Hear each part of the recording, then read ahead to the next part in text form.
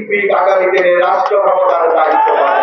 আমাদের নেতা তারেক রহমান বলেছেন, আমার আজকে আগামী দিনে বাংলাদেশকে নিয়ে বহু ষড়যন্ত্র হচ্ছেন, কারণ যদি বাংলাদেশে ইনশাআল্লাহ আবার সুস্থ নিরপেক্ষ নির্বাচন হয়, তাহলে অবশ্যই বিএনপি আগামী দিনে রাষ্ট্র ক্ষমতার দায়িত্ব পাবে।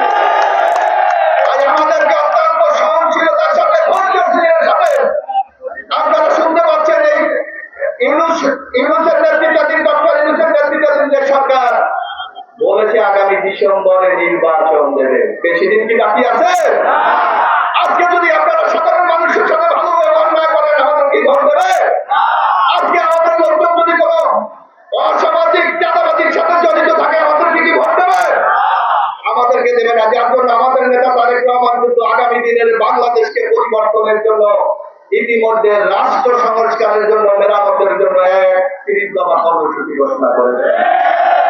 আমরা দেখেছি আমাদের নেতা জনাব তারেক রহমান বলেছে, আগামী নির্বাচনে যদি এককভাবে বিএনপি জয়লাভ করে, আমরা বিএনপির নেতৃত্বে সরকার করবো না, আমরা একটা জাতীয় সরকার প্রতিষ্ঠা করব, যাতে বাংলাদেশের এই ১৮ কোটি মানুষের প্রতিনিধিত্ব সেই সরকারে। আমাদের নেতা, আপনারা জানেন যে স্থানীয় সরকার নির্বাচনে শেখ হাসিনা নৌকা মার্কা দিয়ে মানুষের ভোটের অধিকার কেড়ে নিয়েছে। আমরা বলেছি আগামীতে যদি ইনশাআল্লাহ বিএনপি ক্ষমতায় যায়, স্থানীয় সরকারের কোন নির্বাচন আগামী দিনে মার্কায় হবে না, নির্দলীয় নির্বাচন হবে। আপনারা দেখেছেন শেখ হাসিনার আমলে ৩টি নির্বাচনে আমরা ভোট দিতে পারি নাই, কারণ দলীয় সরকারের অধীনে অবাধ সুস্থ নিরপেক্ষ নির্বাচন বাংলাদেশে সম্ভব নয়। তাই আমরা বলেছি আগামী দিনে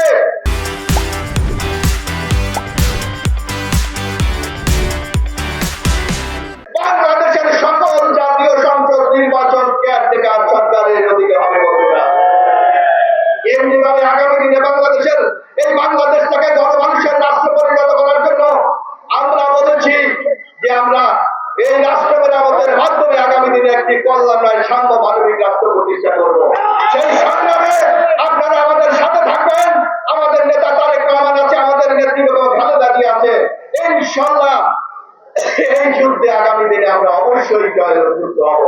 তাই সরকারের প্রতি আমাদের আহ্বান, অনতিবিলম্বে বাংলাদেশের মানুষের সেন্টিমেন্টকে ধারণ করে জাতীয় সংসদের নির্বাচনের তারিখ ঘোষণা করুন। ঘোষণা করুন। আপনাদের সবাইকে আমাদের আজকের অনুষ্ঠানের প্রধান অতিথি জনাব